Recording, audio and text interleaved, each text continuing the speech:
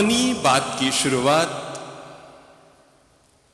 एक विचित्र सी घटना के साथ कर रहा हूं। ऐसी घटनाएं शायद आपने कभी सुनी न हो। और घटना इतनी सी है कि कहते हैं एक बार जानवर और इंसान की कौम आमने सामने हो गई। इधर हजारों हजार इंसान बैठे थे, उधर हजारों हजार जानवर बैठे थे। दोनों में किसी बात को लेकर बहस छिड़ गई। कहानी मनोवैज्ञानिक है पर इसे बहुत गहराई से समझिएगा। दोनों में आपस में बहस छिड़ गई। जानवरों ने इंसान की कौम से कहा कि भैया एक बात समझ में नहीं आई, हम में और तुम में कोई ज्यादा फर्क नजर नहीं आता। हम भी खाते पीते हैं, तुम भी खाते पीते हो। हम भी चलते फिरते हैं, तुम भी चलते फिरते हो। फिर तुम लोगों ने अपने आप को जानवरों से ऊंचा और सर्वश्रेष्ठ कैसे घोषित कर दिया? तुम लोगों ने अपने आप को जानवरों से ऊंचा और सर्वश्रेष्ठ अपने आप को कैसे घोषित कर दिया? अरे भाई, हम भी तो तुम्हारे बराबर हैं। इंसान की कौम में से उनका एक नेता खड़ा हुआ और खड़ा होकर कहने लगा, अरे मेरे जानवरों, अरे तुम लोग हमारी बराबरी कभी नहीं कर सकते, क्योंकि जितने सुंदर इंसान होते हैं उतने सुंदर जानवर नहीं होते। ये कहना था कि जानवरों ने कहा बताओ तुम्हारे यहां कौन सुंदर है? और तब इंसान की कौम ने अपने यहां जो सबसे सुंदर मिस यूनिवर्स थी, सबसे सुंदर अभिनेत्री, उसको आगे लाके खड़ा किया और कहा देखो हमारे यहां इतनी सुंदर महिलाएं और नारियां हैं। जैसे ही इंसान की कौम ने किसी खूबसूरत नारी को लाके खड़ा किया कि जानवरों ने झट से अपने आगे किसी मोर को लाकर खड़ा किया और कहा देखो तो देखो, कोई कितना भी सुंदर इंसान क्यों न हो, पर क्या मोर से ज्यादा सुंदर होता है? जब भी किसी की सुंदरता का बखान किया जाता है तो ये कहता है यह मोर की तरह है, सुंदर है। इंसान को लगा यार बात तो सही है। जब भी कोई ज्यादा खूबसूरत हो तो हम कहते हैं बिल्कुल मोर की तरह खूबसूरत है। तो इंसान ने झट से लता मंगेशकर को लाके आगे खड़ा किया और कहा देखो देखो, हमारी कौम में इतना खूबसूरत कंठ है, क्या जानवरों के पास तो ढेचू ढेचू हैं और कोई इतना खूबसूरत कंठ है, इसलिए हम बहुत ऊपर हैं। और इतना कहते ही जानवरों और पक्षियों की कौम ने अपने में से कोयल को लाके आगे खड़ा किया और लता जी को पूछा क्यों जी बोलिए आपका कंठ कैसा है? तो सबने कहा कोयल की तरह है। तो जानवरों ने कहा देखा, इंसान का कंठ भी अगर अच्छा हो तो उसकी तुलना कोयल से की जाती है। इंसान को लगा यार इस बार भी जानवरों ने बाजी मार ली। तो झट से उन्होंने अपने भीतर से कहा अरे हमारे इंसान बड़े हिम्मत वाले होते हैं, इंसानों जैसा हिम्मत वाला कोई नहीं होता। जानवरों ने इशारा किया और वो शेर चिंघाड़ता हुआ आ गया है। शेर चिंघाड़ता हुआ आगे आया और उसको देखते ही 100-200 इंसान तो पीछे ही भग गए। जानवरों ने कहा बस हो गया, पता लग गया हिम्मत वाले। अरे शेर की तुलना से हमेशा इंसान की तुलना की जाती है कि ये शेरे दिल आदमी है। इंसान को लगा यार बात तो बिल्कुल सही है, आखिर जानवर बार बार बाजी मारे हैं। और तब इंसान ने कहा हमारे पास बड़े मजबूत इंसान, और झट से भीम जैसे आदमी को आगे लाके खड़ा किया। जानवरों ने कहा अच्छा मजबूत आदमी लाते हो? हाथ से इशारा किया हाथी मामा आगे आओ तो, और हाथी जी आगे आए।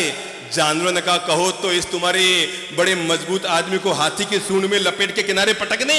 वो तो किनारे भगा। हाथी को देखते ही इंसानों को लगा हम तो यूं बाजी मात खाते ही जा रहे हैं, खाते ही जा रहे हैं। और तब इंसानों ने अपनी ओर से ये कहा कि जितना तेज इंसान दौड़ सकता है और कोई दुनिया में नहीं दौड़ सकता। जानवरों ने झट से किसको आगे खड़ा किया? सोचो किसको? है हिरण और घोड़े को आगे लाके खड़ा किया और कहा देखो इनको देखो और देख के बताओ क्या इंसान घोड़े जितना तेज दौड़ सकता है? इंसान को लगा यार जानवरों की बात में दम है। तो कहा हम एक बात बता रहे हैं वो तुम्हारे पास नहीं है, और वो है तुम जानवर सब अलग अलग रहते हो, हम इंसान हैं जो एक परिवार बनाकर एक साथ रहते हैं। जानवरों ने कहा इसकी सेकी बगाड़ते हो। झट से सूअर को इशारा किया, वो सूअरनी आगे आई और 13 बच्चे साथ में चल रहे थे। कहा देखो ये कितना बड़ा परिवार लेकर साथ चल रही है किसी इंसान के पास ये हिम्मत? इंसानों को लगा यार बात में तो दम है। और फिर कहा देखो देखो देखो अब हम जो बात कह रहे हैं वो किसी के पास नहीं है। इंसान बड़ा वफादार होता है, इंसान बड़ा वफादार होता है। जानवर ने कहा रहने दो रे, इंसान क्या दूड़ का वफादार होता है? जिसकी रोटी खाता है उसी के थाली में छेद करता है, और जिस कंधे के सारे खड़ा होता है उसी को नीचे गिराता है। वफादार तो हम में होते हैं। और झड़ से किसको लाए? किसको लाए? कुत्ते को लाके खड़ा किया। अरे कुत्ते जैसा कोई वफादार होता है? इंसान को लगा यार तो इंसानों का देखो देखो, हम जीवनवारियां करते हैं, बांट बांट कर खाते हैं। जानवर का रहने दो, हम जानते हैं इंसान कितना बांट बांट कर खाते हैं। इंसान तो लोगों का माल भी लूट कर खा जाया करते हैं। अरे देखो देखो, और झट से कौवों की जमात को बुलाया। ये है हमारी जमात जो बांट बांट कर खाती है। एक को रोटी मिले तो 100 कौवों को काऊ काऊ काऊ काऊ करके बुला लेता है, और फिर सब मिलकर खाया करते हैं। इंसान को लगा यार इसमें भी हम मात खा गए। तो इंसानों ने कहा हम मेहनत बहुत कर सकते हैं, पता है हम बहुत मेहनत कर सकते हैं। जानवर ने कहा रहने दे कि क्या? गधे को लाके खड़ा किया कि खाता क्या है और मेहनत कितनी करता है। इंसानों को लगा यार बात तो बहुत सुंदर, और तभी इंसानों की कौम में खूबसूरत लड़की खड़ी थी। उन्होंने आगे लाकर इसको खड़ा किया और कहा देखो इसकी आंखें कितनी सुंदर है। जानवरों ने कहा पता है किसी भी महिला की खूबसूरत आंखों की तुलना किससे होती है? हिरणी से होती है। और जड़ से हिरण को लाके खड़ा किया। इंसानों ने हाथ जोड़ दिए और कहा भैया हम तो तुमसे हर बात में हार गए। तभी एक बुद्धिमान इंसान खड़ा हुआ और खड़े होकर उसने कहा कि जानवरों तुम सब चीज में हमसे आगे हो, पर एक चीज हमारे पास है जो तुम लोगों के पास नहीं है। और हमारे पास एक चीज है, हम इंसान की कौम हैं, आपस में सब मिलजुल कर और प्रेम से साथ में रह सकते हैं। हम इंसान की कौम बिल्कुल प्रेम से साथ में रह सकते हैं। जानवरों ने एक सेकंड सोचा और जानवरों के राजा ने खड़ा होकर कहा कि हम मान गए, सब चीज में तुम हमसे कमजोर हो, पर एक चीज में हम तुमसे कमजोर हैं, क्योंकि प्रेम का पलड़ा तुम्हारा भारी है। तुम हमेशा प्रेम से साथ में हिल मिल जुल कर रहते हो, पर याद रखना जब तक तुम इस धरती पर प्रेम से रहते रहोगे आपस में मिलजुल कर, तब तक इंसान कहलाओगे। और जिस दिन प्रेम अपने हाथ से छोड़ दोगे उस दिन तुम और हम एक बराबर हो जाएंगे। घटना तो शायद बनी बनाई घटना है, पर घटना ने जीवन की प्रेरणा हमें यह दे दी कि जब तक इंसान की कौम आपस में हिल मिल जुलकर प्रेम से रहेगी, मेरे भाई याद रखना, अरे बाकी सारी दुनिया की बात तो छोड़ दो, 2 भाई भी अगर साथ साथ रहते हैं तो ताकत बढ़ जाती है, 4 भाई भी अगर साथ साथ रहते हैं तो शक्ति बढ़ जाती है, 5 भाई अगर एक घर में रहते हैं तो पंच बन जाते हैं, 4 भाई अगर एक साथ रहते हैं तो गांव के चौधरी बन जाते हैं। दुनिया की अगर सबसे बड़ी कोई ताकत है, मुझे कोई पूछे कि आज की तारीख में दुनिया की अगर सबसे बड़ी कोई ताकत है तो वो है एकता की ताकत। मुझे लोग आकर पूछते हैं साहब देश की 70% आर्थिक व्यवस्था ये वणिक कौन संभालती है? देश की 70% आर्थिक व्यवस्था ये वणिक कौन संभालती है? फिर भी देश में इनकी तूती क्यों नहीं बचती? मैं कहा करता हूं इनके पास पैसा तो बहुत है, पर एकता की शक्ति, एकता की दौलत नहीं बन पाती, इसलिए हमेशा कमजोर के कमजोर रह जाते हैं।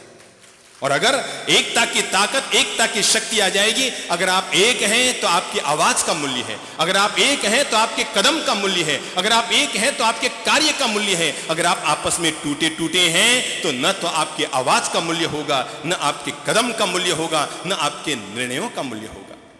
तिनकों की कोई औकात नहीं होती, याद रखना मेरे भाई। बिखरे हुए तिनकों की कोई औकात नहीं होती। सड़क चलता 4 साल का बच्चा भी छोटे से तिनके को तोड़ सकता है, लेकिन वे ही तिनके जब आपस में मिल जाया करते हैं तो आपस में मिले हुए वे तिनके, जुड़े हुए वे तिनके, गुथे हुए वे तिनके डोरी बन जाते हैं, और जब वे रस्सी बन जाते हैं तो हाथी को भी बांधने में सफल हो जाते हैं। बिखरे हुए तिनके जब एक साथ हो जाते हैं तो हाथी को भी बांधने में सफल हो जाते हैं। याद रखना मेरे भाई, शरीर में बहुत सारे अंग हैं, पर यह पूरा शरीर तभी काम करता है जब आपस में जुड़े हुए रहते हैं। हाथ को शरीर से अलग कर दोगे, हाथ कोई काम नहीं कर पाएगा। पाँव को शरीर से अलग कर दोगे, पाँव कोई काम नहीं कर पाएगा। नाक को शरीर से अलग कर दोगे, नाक कुछ नहीं कर पाएगी। कान को शरीर से काट कर फेंक दोगे, कान कुछ नहीं कर पाएगा। न तो कटी नाक सूंघ सकती है और न ही उखड़ा हुआ दांत चबा सकता है। न तो कटी नाक सूंघ सकती है और न ही उखड़ा हुआ दांत कभी चबा सकता है। इसके लिए जरूरी है कि ये सब आपस में जुड़े हुए रहें। मुझे याद है एक बुढ़िया ने अपने बड़े वाले बेटे से कहा कि बेटा, मेरी उम्र 90 साल के पार हो गई है, पता नहीं इन दिनों में मुझे लग रहा है कि कभी भी मेरा शरीर छूट सकता है। तुम जरा एक काम करो, मेरी इच्छा हो रही है कि मैं तुम पांचों बेटों को कुछ जीवन का ज्ञान देना चाहती हूं, उनको एक साथ बैठकर मीटिंग करना चाहती हूं। जरा तुम बाकी चारों अपने भाइयों को बुला लो। अपनी बूढ़ी मां की बात को सुनकर बड़े वाले बेटे ने ऊपर से आवाज दी, अरे सुनो भाई सुनो, चारों भाइयों, मां जी हम सबको एक साथ बुला रही है, कोई जरूरी बात करनी है उनको। चारों ने कहा हम आ रहे हैं। और ये बात जब पांचों बहुओं के कान में नीचे गई तो बहुओं ने सोचा जरूर अब मां जी को लगने लगा है कि शरीर छूटने वाला है और शायद मां जी धन का बंटवारा करने वाली होगी। हमारे पति तो भोड़े हैं। हर महिला को अपने पति क्या लगता है? क्या लगता है? भोड़ा लगता है। इसलिए हर महिला दिन में 5 बार अपने पति को सीख देती रहती है, देखो ध्यान रखना, ऐसा मत करना, देखो ध्यान रखना, वहां जा रहे हो ना, देखो ध्यान रखना। हर महिला को अपना पति भोड़ा ही लगता है और ये सोचकर कि मां जी धन का बंटवारा करेंगी और ये हमारे पति कुछ बोल नहीं पाएंगे और कहीं कम ज्यादा ना हो जाए, तो पति पहुंचे उससे पहले ही पांचों बहुएं ऊपर पहुंच गई, जाके बैठ गई। मां जी ने सोचा मैंने तो बेटों को बुलाया था, ये बहुएं कैसे आ गई? पर ठीक है, आ गई तो आ गई। पांचों बेटे आए, पांचों बहुएं आई और मां जी ने वहीं पर एक लकड़ी का गट्ठड़ मंगवाया हुआ था और मां जी ने अपने बच्चों से कहा कि बच्चों एक काम करो, ये जो लकड़ी का गट्ठड़ है ना, मैं चाहती हूं तुम इसे तोड़ दो। सबसे पहले मां ने बड़े वाले बेटे को इशारा किया कि लो बेटा, इस लकड़ी के गट्ठड़ को तोड़ दो। बड़ा बेटा खड़ा हुआ, घुटने के बल पर जोर लगाया, भुजाओं के बल पर जोर लगाया, छाती के बल पर जोर लगाया, पर लकड़ी के गट्ठड़ को न तोड़ पाया। मां जी ने अपने दूसरे बेटे भीम जैसा बलशाली था, बड़ा मजबूत था, उससे कहा ले तू तोड़ दे। उसने भी ताकत लगाई, न तोड़ पाया। तीसरे ने ताकत लगाई, न तोड़ पाया। चौथे ने फिर मेहनत की, न तोड़ पाया। पांचवें ने भी मेहनत की, न तोड़ पाया। मां जी ने कहा बस जाओ, मैं तुम्हें जीवन का यही पाठ पढ़ाना चाहती थी, अपने अपने काम में लग जाओ। बच्चों ने कहा मां जी हम आपकी बात नहीं समझे। मां ने कहा एक काम करो, इस लकड़ी के गट्ठड़ की डोरी को खोल दो। लकड़ी के गट्ठड़ की डोरी को खोल दो और लकड़ी के गट्ठड़ की डोरी को खोल दिया गया। मां जी ने बड़े बेटे से कहा एक लकड़ी उठाओ, इसको तोड़ो। उसने उठाई और तोड़ दी। दूसरे से कहा तोड़ो, उसने भी तोड़ दी। तीसरे को कहा तोड़ो, उसने भी तोड़ दी। पांचों लड़कों ने एक एक लकड़ी को तोड़ दी। मां जी ने कहा पाठ समझ गए? बच्चों ने कहा हम अभी तक नहीं समझे मां जी। तो मां ने कहा बेटों, मुझे लगने लगा है कि अब जल्दी ही मेरे प्राण निकलने वाले हैं, शरीर मेरा छूटने वाला है, पर मरने से पहले तुम अपने पांचों बेटों को मैं जीवन का पाठ पढ़ाना चाहती थी। और वो इतना सा पाठ है कि लकड़ी का गट्ठड़, जब तक ये लकड़ियां आपस में बंधी हुई थी, तुम पांचों मिलकर भी इसे तोड़ नहीं पाए। और जब ये अलग अलग हो गई तो तुम एक एक इसे तोड़ने में सफल हो गई। मेरे प्यारे बच्चों याद रखना, जब तक तुम पांचों भाई साथ साथ रहोगे, पूरे गांव में तुम्हारी तूती बजती रहेगी। और जिस दिन पांचों भाई अलग हो जाओगे, पड़ोसी भी तुम पर भारी हो जाएगा। जब तक तुम साथ साथ हिलमिल जुल कर रहोगे, तब तक तुम्हारी तूती बजती रहेगी। ये जो चातुर्मास हुआ, ये चातुर्मास एक नया प्रयोग था। मुझे कोई पूछे कि ये चातुर्मास केवल प्रवचनों का प्रयोग नहीं, ये चातुर्मास केवल लोगों को सुधारने का प्रयोग नहीं, ये चातुर्मास केवल लोगों के परिवारों को जोड़ने का प्रयास नहीं, ये चातुर्मास एक नया प्रयोग लेकर आया। और प्रयोग इस मामले में लेकर आया कि हम कितने एक दूसरे के करीब आ सकते हैं। हम 2500 साल तक आपस में लड़ते रहे, संप्रदाय के नाम पर, मंदिरों के नाम पर, मुपत्तियों के नाम पर, मजहबों के नाम पर, स्थानों के नाम पर, कपड़ों के नाम पर, वेशभूषा के नाम पर, क्रियाकांडों के नाम पर हम 2500 साल तक लड़ते रहे। और 2500 साल तक लड़ लड़कर हमने केवल खोया ही खोया। मैं संपूर्ण जैन समाज को यह बात चैलेंज के साथ कहना चाहूंगा, 2500 साल तक टूटे और टूटकर हमने क्या खोया हम सब जानते हैं। केवल 25 साल के लिए ये पूरा समाज देश का अगर एक हो जाए तो हम बता सकते हैं कि हम दुनिया में क्या कर सकते हैं। केवल 25 साल के लिए। कितने साल?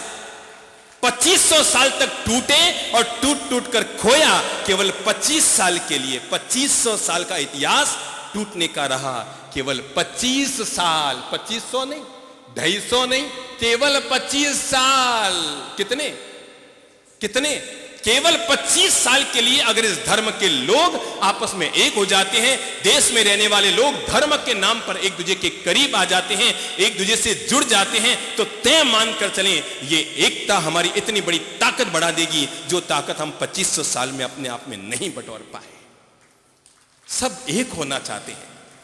मैं सच्ची कहूं, हम जहां जहां जाते हैं, जिस जिस जगह जाते हैं, लोग हमसे प्रश्न करते हैं, युवा पीढ़ी अगर थोड़ी बहुत धर्म से दूर हुई है तो इसलिए दूर नहीं हुई क्योंकि वो धर्म को चाहती नहीं है, वो इसलिए धर्म से दूर होती जा रही है क्योंकि धर्म के नाम पर जो टूटन चलती है। साहब, हमारी बेटी आती जाती है, हमारे यहां शादियों में हम आते जाते हैं, धंधे पानी में आते जाते हैं, व्यवसाय साथ साथ करते हैं, पर जैसे ही धर्म का नाम आता है तो ये पर्यूषण आएंगे, दशलक्ष्मी आएंगे, उसका वो मंदिर, उसका वो मंदिर, उसका वो थानक, उसका वो स्थान, उसका वो स्थान।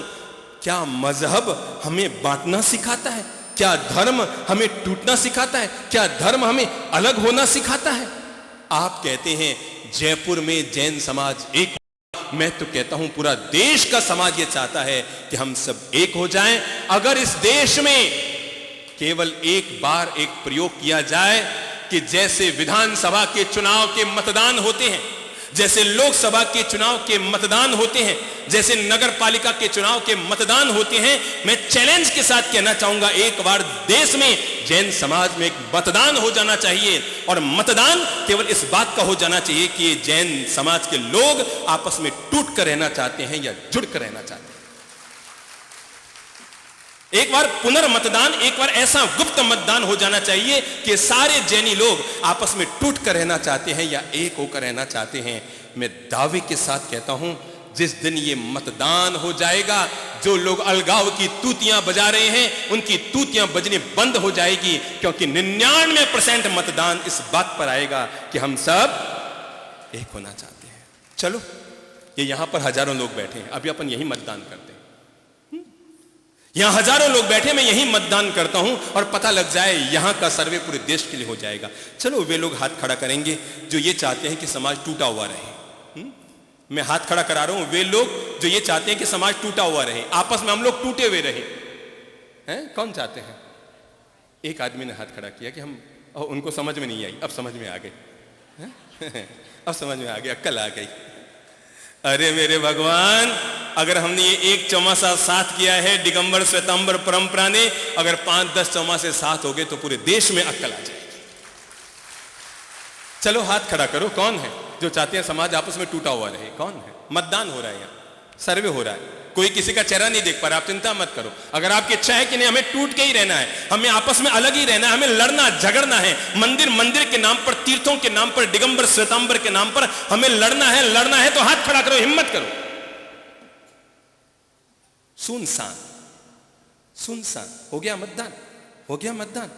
मैंने कहा 99% वोट एक के चक्कर में आएंगे, पर इस सर्वे को देख के कह सकता हूं कि 100%, 101% पूरा देश चाहेगा कि समाज एक रहे, एक रहे, एक रहे। हर समाज चाहेगा, हर पंथ चाहेगा, हर परंपरा के लोग चाहेंगे। हो सकता है कुछ नेता लोग समाज के, जिनको अपना अपना पद चाहिए, अपना अपना मजहब चाहिए, हो सकता है वे चाहें कि हम अलग अलग रहें, पर उनके भी वो मतदान का बहिष्कार तो कर सकते हैं, पर मतदान करने नहीं आ सकते, क्योंकि भूल से भी उन्होंने उस वाले डिब्बे में अपनी पर्ची डाल दी जिस पर लिखा हो टूट टूट कर रहना चाहते हैं। वो पर्ची डाल तो देंगे, पर उनको भगवान महावीर भी कभी माफ नहीं करेंगे। चलो अब खड़ा करो तो कौन कौन लोग हैं जो चाहते हैं हम सब एक रहें? हाथ खड़ा करो, हाथ खड़ा करो, हाथ खड़ा करो, हाथ खड़ा करो। कौन कौन चाहते हैं हम एक रहें? मैं चाहूंगा मंच पर बैठे हुए संत भी इस बात की घोषणा कर दें, हम सब एक रहें। हम सब एक रहें, हम सब एक हैं, हम सब एक हैं। अनेक हमारे पंथ हैं, अनेक हमारी क्रियाएं हैं, अनेक हमारे मंदिर हैं, अनेक हमारे शास्त्र हैं, अनेक हमारे संत हैं, अनेक हमारे देवी देवता हैं, पर अंततः हम सब। और जिस दिन समाज को इस बात का बोध हो जाएगा कि अंततः हम सब एक हैं, उस एक दिन में आपको पता लगेगा कि ये ताकत कितनी हो सकती है।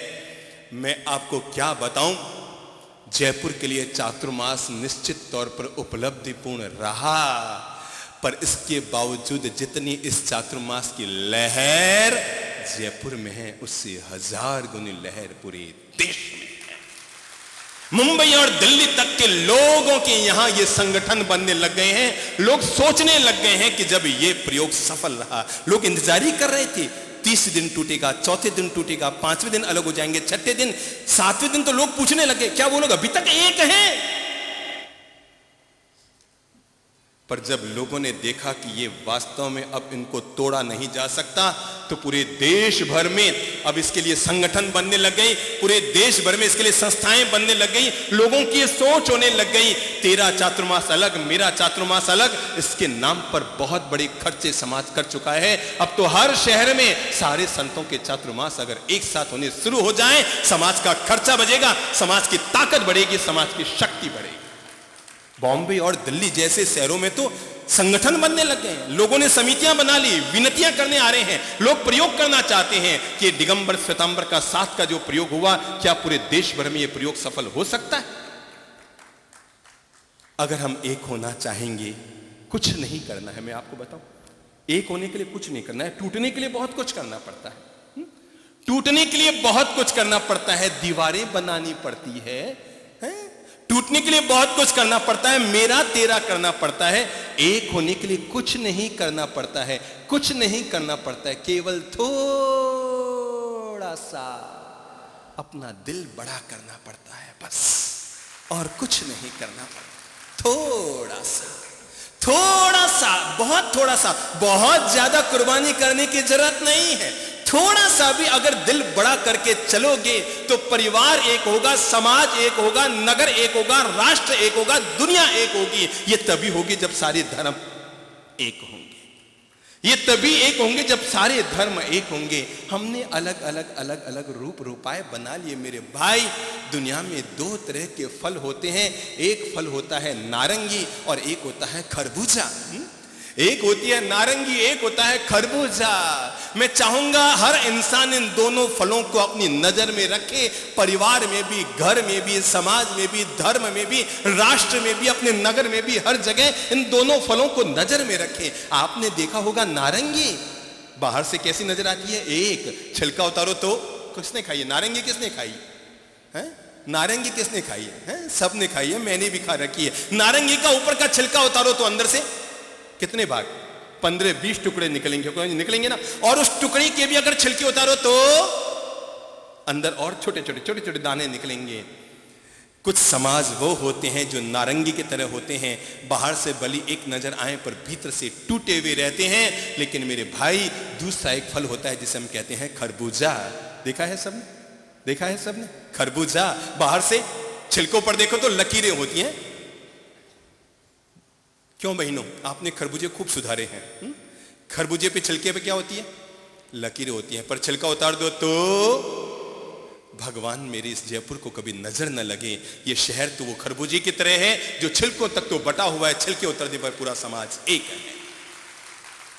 छिलका परस्ती तक अगर हम लगे रहेंगे तो आपस में टूटे हुए रहेंगे, पर छिलका जब उतर गया तो छिलका उतरने के बाद पूरा समाज हमेशा एक रहना चाहिए। छिलकों तक अगर आप अलग हैं, ये अमुक पंथ, ये अमुक पंथ, ये अमुक पंथ, ये अमुक पंथ, ये मेरा पंथ, ये तेरा पंथ, ये सितंबर, ये दिगंबर, ये सब अलग अलग हैं। श्वेतांबर कहते हैं सबसे पहले नाम श्वेतांबर का रहना चाहिए, और ये दिगंबर कहते हैं कि सबसे पहले नाम दिगंबर का रहना चाहिए। अरे मेरे भाई, ये थानक वाले कहते हैं कि सबसे पहले नाम थानक का रहना चाहिए, और ये तेरा पंथी कहती है कि सबसे पहले नाम तेरा पंथ का रहना चाहिए। मुझे तरस इस बात पर आता है इन चारों में कि ये कोई नहीं कहता कि सबसे पहले नाम भगवान श्री महावीर का रहना चाहिए। मंदिर बांटे, अरे मंदिर बांटे, स्थानक बांटे, बांट दिया भगवान को। मंदिर बांटे, स्थानक बांटे और बांट दिया भगवान को। इन बड़े बड़े संतों को कह दो प्लीज, मत बांटो इंसान को, मत बांटो इंसान। मंदिर बांटे, स्थानक बांटे और बांट दिया भगवान को।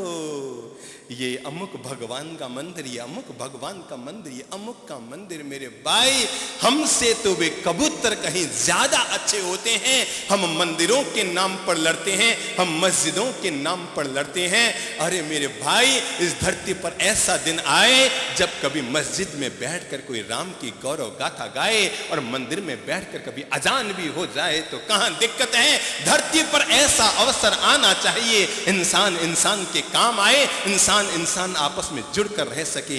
दुनिया में ऐसा वक्त आना ही चाहिए। करीब आओ, करीब आओ। मैं ये जो बातें कह रहा हूं इसलिए कह रहा हूं क्योंकि टूट टूट कर हमने बहुत खोया, बहुत खोया। और इतनी इतनी बातों पर खोए, इतनी इतनी बातों पर टूटे, छोटी छोटी सी बातों पर टूटे। कोई कहता है वस्त्र नहीं उतारोगे तो मुक्ति नहीं मिलेगी, कोई कहता है वस्त्र पहनोगे तो मुक्ति मिलेगी, कोई कहता है अमुक वस्त्र, अमुक रंग के, अमुक तरह के वस्त्र पहनोगे मुक्ति मिलेगी। कोई कहता है, अब देखो जो टुकड़े हमने कैसे किए, कोई कहता है मूर्ति दोनों की बैठी है, कोई कहता है मूर्ति में अगर डोरी बंध गई तो ये श्वेतांबर की, डोरी उतर गई तो दिगंबर की, डोरी उतर गई तो दिगंबर की, डोरी बंध गई तो श्वेतांबर की। मुंहपत्ती के नाम पर बंटे हम। कोई कहता है लंबी मुंहपत्ती बांधो, कोई कहता है लंबी मुंहपत्ती बांधो, कोई कहता है चौड़ी मुंहपत्ती बांधो। दो पंथ मुंहपत्ती के नाम पर इस देश में दो टुकड़े जैन धर्म के हुए। कितनी सी बात पता है, कितनी सी बात, कितनी सी बात पता है। बहनों जो बांधती है मुंहपत्तियां, उनको पता है मुंहपत्ती बांधी जानी चाहिए। मैं सम्मान करता हूं, पर मैं ये कहता हूं इसके नाम पर धर्म को तोड़ना नहीं चाहिए। केवल हम मुंहपत्ती के नाम पर टूट गए। एक कहता है मुंहपत्ती लंबी बांधो, एक कहता है छोटी बांधो। 2 इंच कपड़े के टुकड़े ने जैन धर्म के 2 टुकड़े कर दिए। आओ, इन सब बातों को हम बहुत जीत चुके हैं। अब वक्त इन सब चीजों के आग्रह को लेने का नहीं है। अब वक्त उन्हीं बातों के दुराग्रह को पालना नहीं है। अब वक्त केवल अपने आप तक सीमित रहने का नहीं है। बहुत जी चुके कुओं में, बहुत जी चुके। इस चातुर्मास ने केवल एक काम किया, संप्रदायों के नाम पर जो हम लोग कुओं में पड़े थे उसे निकालकर बाहर में सागर इंसान को प्रदान किया। आओ सागर की ओर चलो तो पता लगे, कुएं से बाहर निकलोगे तो सागर कितना बड़ा है, कितना विशाल है, कितना बड़ा है सागर। तब इंसान को पता लगेगा। बहुत जी चुके कुओं में, बहुत जी चुके। कहानी याद है, मैं जब 8-9 साल का था तो मेरी मां ने मुझे कहानी सुनाई। हमारे माताजी साध्वी हैं। मैं बहुत सम्मान के साथ ये कहूंगा, हमारे माता पिता ने संत जीवन स्वीकार किया। बहुत सम्मान से बात कहूंगा और साथ में ये बात और कहूंगा, दुनिया में हर माँ बाप अपने बच्चों को वसीयत के नाम पर कुछ न कुछ जरूर दिया करते हैं। हमारे माता पिता ने हमें दुनिया की बहुत बड़ी वसीयत दी। खुद ने संत जीवन स्वीकार किया और वसीयत के रूप में हम दोनों भाइयों को संत जीवन प्रदान किया। तो हम अपने माता पिता पर हमेशा गौरव करते हैं जिन्होंने बुढ़ापे में संत जीवन लिया और हम बच्चों को भी इस पवित्र मार्ग पर आगे बढ़ने का अवसर दिया। और हमारी मां हमें बचपन में रोज कहानियां सुनाया करती थी। मुझे नहीं पता उन्होंने ये कहानी मुझे क्यों सुनाई, पर आज लगता है शायद इसलिए सुनाई होगी कि भाई भाई और परिवार और समाज के लोग एक रह सके। और उन्होंने एक कहानी सुनाई थी और वो थी 2 बिल्लियों की कहानी। हो सकता है आप में से भी किसी के मम्मी पापा ने ये कहानी बचपन में सुनाई होगी, 2 बिल्लियों की कहानी। कौन सी कहानी? 2 बिल्लियों की कहानी। याद नहीं आई, अब उसको आगे जोड़ो। और उसमें एक बंदर मामा की कहानी याद आई, याद आई। और अगर याद ना आई तो और आगे बढ़ो, उसमें एक लड्डू। अब तो याद आई, सबको याद है ना? हाँ, बस मैं यही बात तो आप लोगों से कहना चाहूंगा। 2 बिल्लियों को मिला एक लड्डू और लड्डू लेकर गई जंगल में, बंटवारा करने लगी। एक ने कहा मैं उठा के लाई, दूसरे ने कहा मैंने निगरानी की ऊपर से। 2 बिल्लियां, याद आ गई कहानी? सबको याद आ गई? 2 बिल्लियां, एक ने कहा मैंने ऊपर से निगरानी की, तुम्हें कोई पकड़ ना ले। दूसरे ने कहा जाने दे, तूने तो क्या, मैं रिस्क में मैं गई और मैं उठा के लाई लड्डू। दोनों आपस में लड़ने लगी, वो के ज्यादा मैं लूंगी, वो के ज्यादा मैं लूंगी। इतने में आया बंदर मामा। कहानी याद आ गई? क्या हुआ होगा फिर बताओ, सब बोलो तो एक साथ। अब क्या हुआ है? बंदर मामा है, फिर उसने क्या किया? क्या किया? उसके हाथ में क्या था? बंदर मामा के हाथ में क्या था? बंदर मामा के हाथ में क्या था? है तराजू। मैं जब जब भी किसी तीर्थ के नाम पर दिगंबर और श्वेतांबर को लड़ते हुए देखता हूं, कभी भी केसरिया तीर्थ की जैसी हालत देखता हूं, तो मन में यही आता है, क्या हम सब लोगों ने मिलकर अपने समाज की हालत यही दो बिल्लियों वाली नहीं बना दी है? बीच में आया वो तराजू लेकर बंदर मामा, और बंदर मामा ने आकर बीच में उससे लड्डू देकर आया, मुंह में पानी, और उसने कहा, अरे क्यों झगड़ रही हो, मेरे पास तराजू है, दोनों को आधा आधा बांट दूं। बंदर ने चतुराई से लड्डू के ऐसे टुकड़े किए कि एक में ज्यादा रहे, एक में कम रहे, दोनों को रखा तराजू पर। लग रहा होगा बच्चों वाली कहानी मैं कह रहा हूं, पर कभी कभी बच्चों वाली कहानी बूढ़ों के भी काम आया करती। और तब वो आया लड्डू, और लड्डू दो भाग में बांटने की कोशिश, एक का पलड़ा भारी एक का हल्का। तो बंदर ने क्या किया? क्या किया ज्योति जी, क्या किया बंदर ने? क्या किया? एक लड्डू का टुकड़ा तोड़ा और बिल्ली को खिला दिया। ऐसा ही किया? तो क्या किया बताओ ना, मुझे नहीं आता बाबा, मैं तो 8 साल 10 साल 12 साल में महाराज बन गया। आगे क्या है कहानी? बिल्ली के मुंह में लड्डू डाला। क्या किया है? मैं उधर आके बैठता हूं, आप इधर आके बोलो। बंदर ने लड्डू उठाया और उठाकर क्या किया? क्या किया? क्या किया? आपके मुंह में डाला। आपके मुंह में डाला, मेरे मुंह में डाला। किसके मुंह में? अपने मुंह में डाला। लड्डू गया बंदर के मुंह में, तो क्या हुआ? और फिर वापस तराजू उठाया तो क्या हुआ? इधर से टुकड़ा बड़ा तोड़ा तो इधर छोटा हो गया, इधर हल्का हो गया, तो फिर उसने उधर से तोड़ा तो इधर हल्का हो गया, उधर तोड़ा तो उधर हल्का हो गया, और हल्का फुल्का हल्का हल्का हल्का हल्का करते करते पूरा लड्डू ही साफ कर गया। पीछे बचे 8-10 बूंदी के दाने। मेरी कहानी को बच्चों की कहानी मत समझना। मैं जो घटना कह रहा हूं, ये हर इंसान, हर परिवार, हर घर, हर समाज में इस घटना को याद रखने के लिए कह रहा हूं। और वो ये है कि तब बंदर मामा ने सारा लड्डू साफ कर गया। पीछे बचे टुकड़े, कितने? मोतीचूर के टुकड़े लड्डू में होते ना, दाने होते हैं, दाने के टुकड़े 5-7 इधर 5-7 इधर। अब फिर उसने दानों को उठाना शुरू किया। बिल्लियों ने देखा ये हो क्या रहा है, ये हो क्या रहा है। बिल्लियों ने आपस में आंख मिलाई और आंख मिलाकर कहा, ये जो 5 दाने हैं ना, ये भी अब जाने वाले हैं। दूसरे ने कहा तू कुछ कर, उसने कहा तू कुछ कर, उसने कहा तू कुछ कर, और दोनों एक साथ हुई एक। बंदर को मारी चिंगाड़, बंदर भगा, और फिर उन्होंने 5-5 दाने प्रेम से अपने भीतर खा लिए और जीवन की प्रेरणा ले ली। जब तक तुम टूटे रहोगे तब तक दूसरे तुम पे राज करेंगे, और जिस दिन तुम एक हो जाओगे तब तुम दुनिया पे राज करोगे।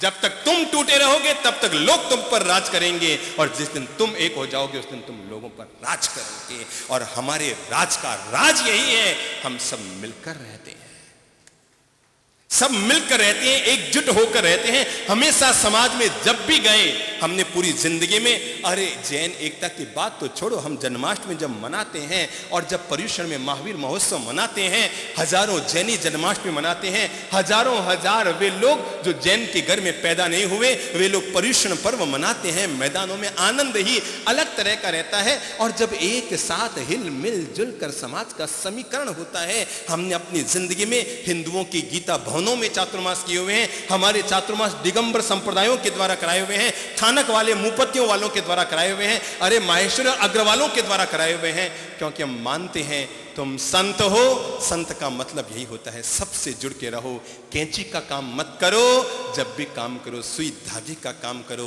याद रखना, मुझे कोई पूछे दुनिया में संत कौन होता है और असंत कौन होता है? जो जुड़े हुए को तोड़ता है, जुड़े हुए को काटता है, कैंची चलाता है, भले वो कितना भी बड़ा प्रवचनकार क्यों न हो, वो कितना भी बड़ा त्यागी तपस्वी क्यों न हो, पर जो दिन भर केवल कैंचियां ही कैंचियां कैंचियां ही कैंचियां कैंचियां ही कैंचियां चलाता है समाज में, वो असंत है। और भले ही कोई कम पढ़ा लिखा संत भी क्यों न हो, पर जो दिन भर सुई धागे का काम करके टूटे हुए लोगों को जोड़ता है, वो दुनिया का सबसे बड़ा संत है। जो जोड़ने का काम करे, जो मिलाने का काम करे, जो आपस में एक दूसरे को करीब लाने का काम करे, जो एक दूसरे के पास लाने का काम करे, वही संत है। तट तट रास रचाता चल, पनघट पनघट गाता चल। तट तट रास रचाता चल, पनघट पनघट गाता चल। प्यासी है हर गागर दृग की, गंगा जल ढुलकाता चल। तट तट रास रचाता चल। टट टट रास रचाता चल, पनघट पनघट गाता चल। अरे प्यासी है हर गागर दृग की, गंगा जल ढुलकाता चल। कोई नहीं पराया, सारी धरती एक बसेरा। कोई नहीं पराया। मैं चाहूंगा ये कविता आप लोग रिकॉर्ड कर ले अपने मोबाइल में, कंपोजिंग कर ले अपने मोबाइल में, और आज जो जो लोग एक दूसरे को मैसेज करें, ये कविता का मैसेज करें। चंद्रप्रभ जी की कविता है और वो है टट टट रास रचाता चल, पनघट पनघट गाता चल। अरे प्यासी है हर गागर दृग की, गंगा जल ढुलकाता चल। कोई नहीं पराया, सारी धरती एक बसेरा है। इस सीमा में पश्चिम है तो मन का पूरब डेरा है। श्वेत वर्ण या श्याम वर्ण हो, क्या श्वेत वर्ण या श्याम वर्ण हो, सुंदर या कि असुंदर हो। अरे सभी मछलियां एक ताल की, क्या तेरा क्या मेरा है। गलियां गांव गुंजाता चल, पत पत फूल बिछाता चल। अरे हर दरवाजा राम द्वारा, सबको शीश झुकाता चल, सबको शीश झुकाता चल। दिल को बड़ा करो मेरे भाई, मन को बड़ा करो मेरे भाई। जब हमने सोच लिया है कि हमें टूटना ही है, तो हजार कोई जोड़ने का उपाय करने पर हम टूटे रहेंगे। पर जब हमने सोच ही लिया है कि हमें जुड़कर रहना है, तो लाख कोई कोशिश कर ले तोड़ने की, पर दुनिया की कोई ताकत तोड़ नहीं सकती जब फैसला कर लिया है। सोच अगर बन जाए कि हमें एक साथ रहना है, एक साथ हिल मिल जुल कर रहना है। छोटी छोटी बातों में हम ही टूटते गए, छोटी छोटी बातों में हम ही अलग होते गए। देखता हूं लोग आपस में मिलते हैं, लोग हमारे पास आते हैं, हमारे वाले महाराज साहब है ना, तो मैं इनको झट से कहता हूँ, भाई हम तुम्हारे दुश्मन हैं क्या? लोगों की आदत क्या, हमारे वाला जो मंदिर है ना, हमारे वाले जो महाराज है ना, मैं कहता हूँ यार ये हमारे रहने दो, सब अपने एक ही तो है। अपन क्या बोलते हैं, नवकार मंत्र किस किस को आता है? सबको आता है। पांचवा पद क्या है? सब एक साथ बोलो तो। नवकार मंत्र का पांचवा पद क्या है? बोलो महिलाओं, बोलो एक साथ बोलो। नमो लोए, क्या है? नमो लोए। अब पुरुषों को याद हो गया तो वो भी बोलो, नमो लोए। कुर्सियों पर जो लोग बैठे हैं उनको भी याद हो गया तो वो भी बोले। पांचवा पद क्या है? क्या है? नमो लोए सव्व साहुणम। ये एक छोटा सा पांचवा पद हमें जीवन का यही तो पाठ पढ़ाता है। क्यों कहते हो ये दिगंबर संत, क्यों कहते हो ये श्वेतांबर संत, क्यों कहते हो ये मंदिर वाले संत, क्यों कहते हो मुपत्ति वाले संत? नमो लोए सव्व साहुणम। लोक में सभी साधुओं को प्रणाम हो। अब उसमें दुनिया में आज तक नवकार मंत्र का जाप करते समय ये तो किसी ने कहा नमो लोए दिगंबर सव्व साहुणम, नमो लोए श्वेतांबर सब। सुधारो फिर मंत्र को ठीक करो। अब तुम सुधर ही नहीं हो तो फिर ये सब करो, नमो लोए मुपत्ति वाले सव्व साहुणम, नमो लोए मंदिर वाले सव्व साहुणम। ऐसे करोगे, ऐसे करोगे। जब मंत्र हमें एक होने का पाठ पढ़ाता है तो हम ऐसे तंत्र क्यों फैलाएं कि हम टूट जाएं? हम ऐसे जाल क्यों फैलाएं कि हम टूट जाएं? हमारा मंत्र जब हमें एकजुट, एक साथ, एक करीब होने का पाठ पढ़ा रहा है तो देखता हूं संत मिलते हैं, हम यात्रा कर रहे होते हैं, सामने संत आते हैं। हमारी तो एक आदत है, हम विनम्रता में जीते हैं, प्रणाम में जीते हैं, मुस्कान में जीते हैं, शांति में जीते हैं।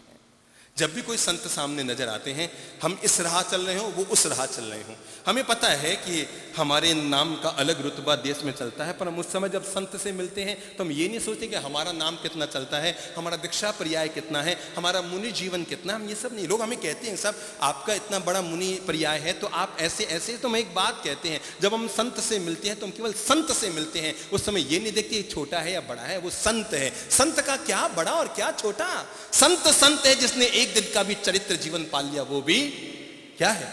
संत है। और हम उनके पास जाते हैं, प्रणाम करते हैं। मैं देखता हूँ लोग सामने मिलते हैं, साधु साध्वी, उनको हाथ भी ऊंचा करना अच्छा नहीं लगता, मतलब ऐसे या तो यूं करते रहेंगे, या यूं या पीछे हाथ करेंगे, नीचे यूं खड़े रहेंगे, आओ साहब कैसे कैसे। मैं एक बात सोचा करता हूँ, यार धोबी से मिलता है तो राम राम करता है कि नहीं? करता है कि नहीं? नाई से मिलता है तो राम राम करता है कि नहीं?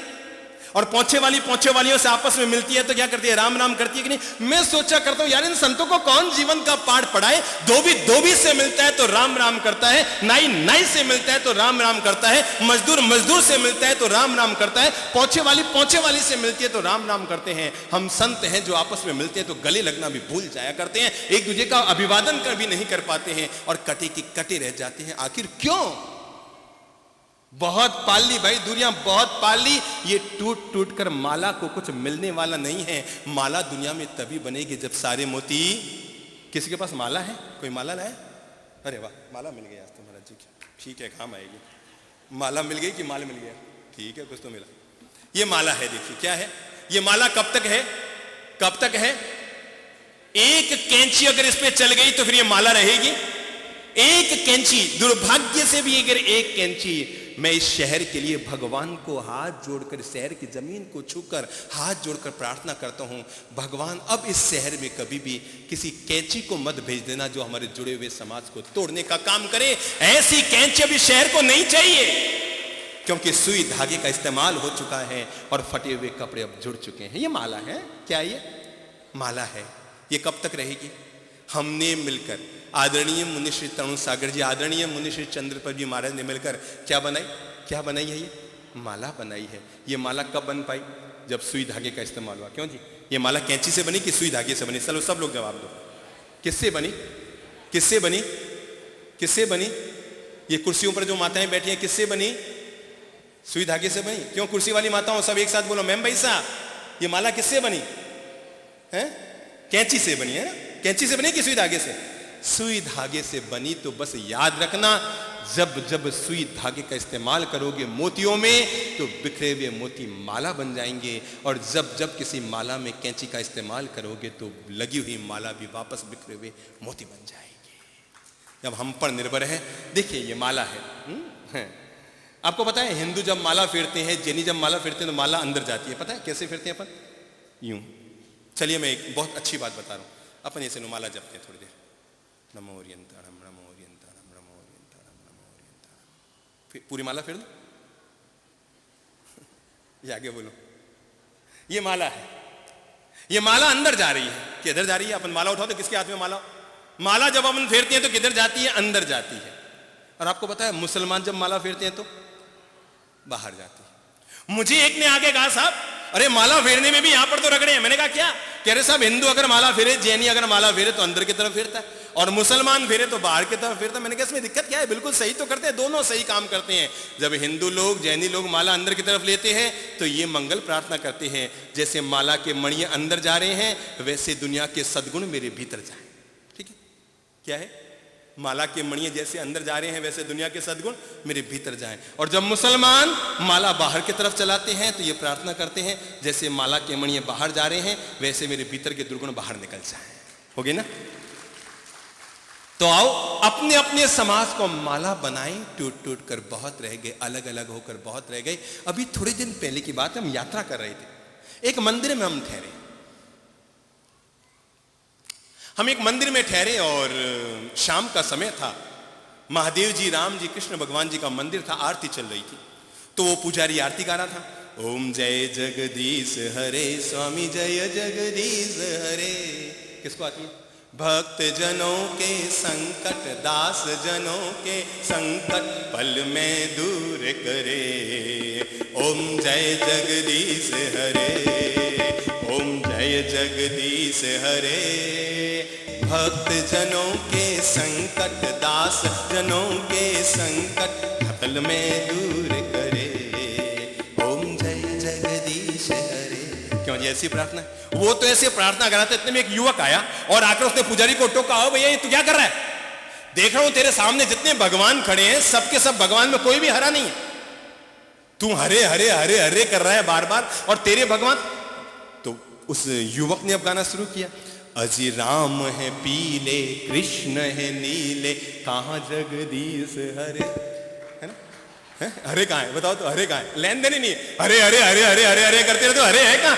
राम है पीले कृष्ण है नीले, कहां जगदीश हरे। पुजारी भी चौंके, यार बात तो सही है, इस युवक की बात में दम तो है।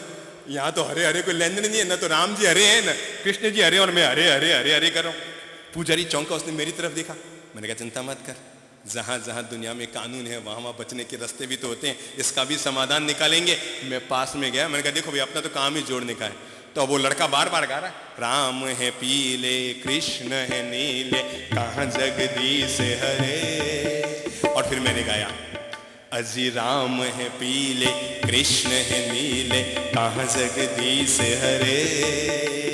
राम है पीले कृष्ण है नीले है जगदीश हरे। नीले पीले नीले पीले नीले पीले दोनों मिलकर बनता रंग हरे। ओम जय जगदीश हरे। नीले पीले दोनों मिलकर बनता रंग हरे। ओम हो गए, हरे हो गए ना, खरे में हरे हो गए। तो बस जिस दिन इंसान ये मानसिकता बना ले कि हमें करीब आना है, करीब आना है, करीब आना है। अब मैं दे रहा हूं 4 मंत्र। आखिर हम कैसे समाज को संगठित करें, हम समाज को कैसे ऊपर उठाएं, समाज के लिए हम और क्या कर सकते हैं। पहला काम, समाज में जिस पहली चीज की जरूरत है वो है संगठन की। क्या जरूरत है?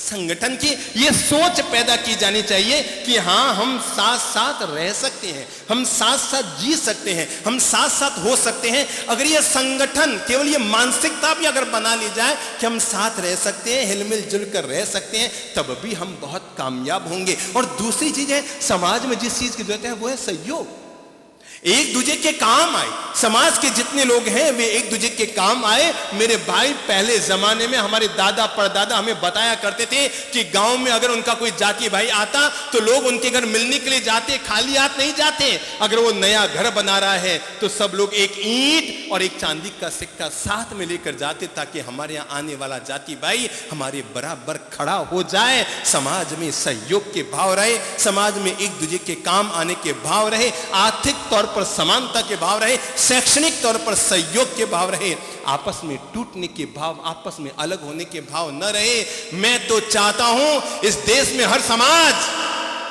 जब भी मंदिर बनाए तो 3 प्लॉट एक साथ खरीदे। जब भी कहीं मंदिर के लिए प्लॉट खरीदे तो 3 प्लॉट एक साथ खरीदे। बीच में भगवान का मंदिर हो जहां पर आकर लोग पूजा कर सकें। उसके दाईं ओर समाज का एक छोटा सा अस्पताल हो जहां पर लोग आकर फ्री में चिकित्सा पा सकें, और उसके बाईं ओर समाज का एक विद्यालय और स्कूल हो जहां पर आकर लोग शिक्षा पा सके, और तब मंदिर अपना पूरा परिणाम ले सके। सहयोग की भावना हो, जुड़ने की भावना हो, करीब आने की भावना हो, एक दूसरे के साथ और आसपास जुड़ने की भावना हो, समाज में सहयोग की भावना। मैं एक बहुत प्यारी घटना का उल्लेख करूंगा। मैं चाहूंगा जब जब इस घटना की आपको याद आए आप दूसरों को सुनाइएगा। और घटना इतनी सी है, कहते हैं औरंगजेब गुजरात में आया। बहुत ध्यान से सुनिएगा, शायद ये घटना इतिहास में आप पहली बार इस तरह की सुन रहे हैं। औरंगजेब इतिहास में, अपने यहां औरंगजेब गुजरात में पहली बार आया।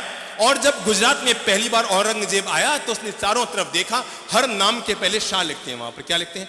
शाह कांतिलाल जी, शाह शांतिलाल जी, शाह माणकचंद जी, शाह सरोजचंद जी, शाह। क्यों जी लिखते हैं ना? पहले अपने यहां भी पहले शाह लिखते थे। तो शाह लिखा हुआ था तो औरंगजेब चौंका। उसने कहा ये क्या तरीका है, हर आदमी अपने नाम के पहले यहां पर शाह लिखता है, ये सारे जैनी लोग शाह लिखते हैं, ये पहले शाह लिखते हैं और हम बाद में शाह। औरंगजेब का नाम कैसे लिखा जाएगा? बादशाह। क्या है? बादशाह। क्या होगा? बादशाह। तो उन्होंने कहा हम बाद में शाह और ये पहले शाह। ऐसा नहीं होगा, ऐलान कर दिया जाए गुजरात में भी कोई भी जैनी, कोई भी वणिक अपने नाम के पहले शाह नहीं लिखेगा, क्योंकि हम तो हैं बाद में शाह और वो है पहले शाह। बादशाह बोलो तो बादशाह, तो शाह कहां आया? बाद में शाह। मंत्रियों ने कहा, सेनापतियों ने कहा, महाराज बादशाह सम्राट आप क्या कर रहे हैं? अरे अनर्थ हो जाएगा। अगर ये कौम आपके राज दरबार से बाहर निकल गई तो सूनापन छाया जाए, कुछ नहीं रहेगा फिर आपके पास। औरंगजेब तो कहां मानने वाला, उसने तो लिखित में आदेश जारी कर ही दिया कि आदेश जारी कर दो, शाह लोग अपने नाम के साथ शाह लिखना बंद कर दे। आदेश की प्रति बाहर जाने वाली थी कि मंत्री ने कहा, जो वणिक कौम से जुड़ा हुआ था, उसने कहा कि औरंगजेब बादशाह ये आपकी एक छोटी सी गलती जो आप छोटे से काम के लिए कर रहे हैं, ये पूरे गुजरात के लिए बहुत भारी पड़ जाएगी, क्योंकि शाह अगर अलग हो गए तो आपकी शाहगिरी भी खत्म हो जाएगी। अगर ये शाह अलग हो गए तो बादशाह आपकी जो शाहगिरी है वो भी खत्म हो जाएगी। आप एक काम करें, एक बार इन शाहों को अवसर दें कि देखो कितने काम आते हैं। और संयोग की बात, देश के इतिहास का सबसे बड़ा अकाल गुजरात में तब पड़ा था, औरंगजेब के समय।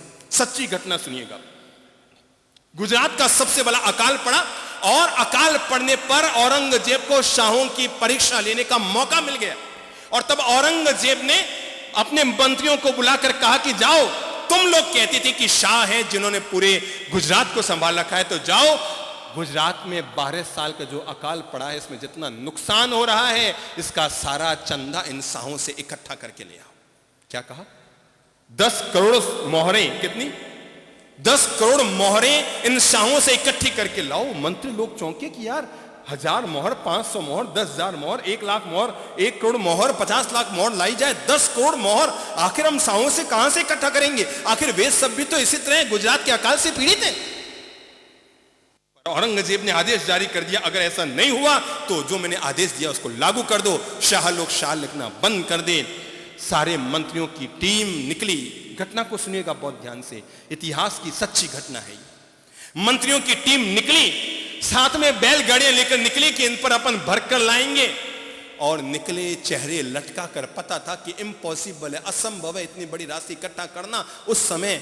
और वो निकले, पहले ही गांव में पहुंचे थे। पाटन से निकलने के बाद पहले गांव में पहुंचे और वहां पहुंचने के बाद सबके चेहरे लटके हुए थे। तो निवृत्त होने के लिए लोटा लेकर एक शाह निकला हुआ था और जब वो वापस आ रहा था, सामने सारे मंत्रियों को देखा। उसने कहा क्या बात है मंत्रीगणों, तुम सब लोगों का चेहरा ये लटका हुआ क्यों है? उन्होंने कहा क्या बताएं, समस्या इतनी गहरी आ गई। हुआ क्या, अपने घर लेके गया और सारी बात समझी कि इस तरह है। औरंगजेब जिद पर अड़ाया है, अपनी बात पर अड़ाया है और शाहों पर नाराज हो गया और सारे जैनियों के लिए उसने आदेश जारी कर दिया है कि वो शाह लिखना बंद कर दे, और नहीं तो गुजरात के अकाल की जो इतनी बड़ी व्यवस्था है सब करें। हम करें तो करें कैसे? उस व्यक्ति ने कहा, जिसका नाम था पीथड़ शाह। क्या नाम था? शाह पीथड़। उसने कहा कि आप बैठे, पहले भोजन करें, फिर मैं बात समझता हूं। अरे इसका समाधान होगा, आप निश्चिंत रहें। उनको सबको प्रेम पूर्वक भोजन कराया गया और तब उसने कहा कि आप अपनी रोकड़ बही बाहर निकालिए, चिट्ठा करने के लिए जो डायरी बनाई है, क्या कहते हैं उसको, क्या करेंगे, जो डायरी बनाई है, चिट्ठा करने के लिए रोकड़ बनाई है, बही उसको बाहर निकालें। देखा किसी का नाम नहीं था तो कहा कहीं जाए? अरे पहले पहले निकली है आज सुबह ही और पहले पहले तुम ही मिल गए। पीथड़ शाह ने कहा ठीक है, बिल्कुल सही जगह पर आए हो, पर एक बात बताओ कि तुम्हें इसके लिए कितना धन चाहिए? अरे भाई क्या बताएं, 10 करोड़ मोहरें इकट्ठी करने का कहा गया हमको, हम कहां से करेंगे? पीथड़ शाह ने वो बही ली और लेकर के अपने तिजोरी के अंदर डाल दी और कहा कि जाकर के औरंगजेब को कह देना कि गुजरात के अकाल को दूर करने के लिए और गरीबों की मदद के लिए 10 करोड़ मोहरें मांगने के लिए सारे शाहों को याद करने की जरूरत नहीं है, अभी तो अकेला पीथड़ शाह इतनी व्यवस्था कर देगा। गुजरात के अकाल को दूर करने के लिए अभी तक सारे शाहों की कहां जरूरत पड़ गई? पहले गांव में साहब मिल गया जिसने पूरे अकाल की व्यवस्था कर दी। और तब कहा जाओ और जाकर औरंगजेब से कह दो कि भेज दे अपनी बैलगाड़ियां, अभी तक पीथड़ शाह अकेला ये व्यवस्था कर देगा। और तब औरंगजेब खुद रवाना होकर आया और आकर उसने पीथड़ शाह के पीठ पर हाथ रखकर कहा, मान गए, तुम पहले शाह हो और हम बाद में शाह। तुम पहले शाह हो, हम बाद में शाह है। समाज में संगठन हो, समाज में सहयोग हो, समाज में समानता हो और समाज में समन्वय हो। जिस समाज में ये 4 चीजें पलती है, तय मानकर चलें, वो समाज ताकतवर होता है, वो समाज शक्तिशाली होता है, वो समाज उसी को क्या कहते हैं? समाज। उसी को क्या कहते हैं? समाज। भगवान करे हम सब एक हों, हम सब नेक हों